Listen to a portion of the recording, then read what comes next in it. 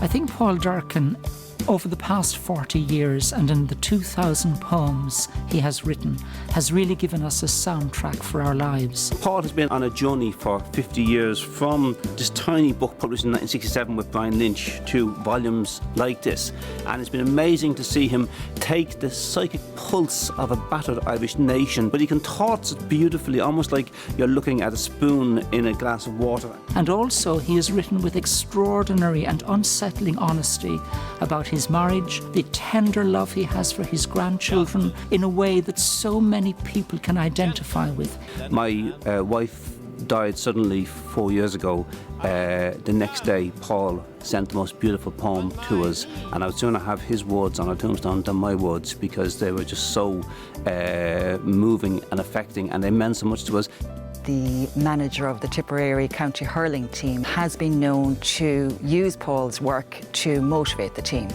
So I think that Paul should share some of the credit for Tipperary winning the All-Ireland against Kilkenny in 2009. His poetry is not a safe poetry. He's like a man who climbs on a ledge and jumps off and hopes to invent a parachute on the way down. There should be a statue to Paul in the same way that there's a statue to Daniel O'Connell. Both of them are liberators, one a political liberator and the other a liberator of the imagination.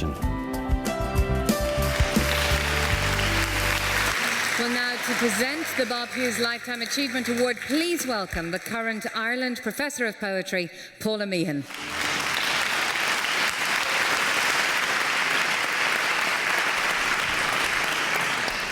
Paul Durcan doesn't have an audience. He has a congregation. We come together with a rare devotion to hear his hymns to human endurance. In the sure knowledge we will be lifted up out of our ordinary worlds into the holy Republic of Durcan. In Paul's Republic, the values are friendship and loyalty. It is a place where the alpha gobshites are mercilessly scrutinized, a place where a circle of hell has been prepared that even Dante could not have imagined for all those who would limit our freedom to love each other and to live as peaceful citizens in full creative sovereignty and joy. We live in a state where the words transparency and accountability have come to mean their exact opposite. In a time when George Orwell's dystopian novel 1984 reads like a handbook for a lost Arcadia. Against this travesty, Paul Durcan's poetry has been a source for, and he has been a witness for, the deepest and truest humanist values.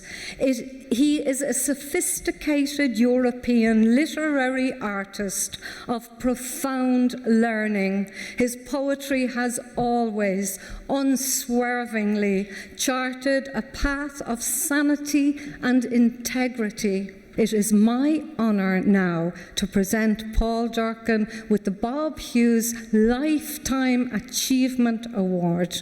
Ladies and gentlemen, Mr. Paul Durcan.